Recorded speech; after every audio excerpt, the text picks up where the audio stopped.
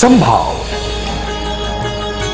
ચાલો પીછાણીએ સંભાવની આ અનોખી દુનિયાને. અમદાવાદનું પહેલું બપોરનું ટેબ્લોઇડ એટલે સંભાવ મેટ્રો. સંભાવ મેટ્રો જે વગર અધૂરી છે અમદાવાદની નવતર જીવનશૈલી. સંભાવ મેટ્રો વગરનું જીવન એટલે જાણે કે મીઠા વિનાનું ભોજન અને ખાંડ વગરની ચા અભિયાન.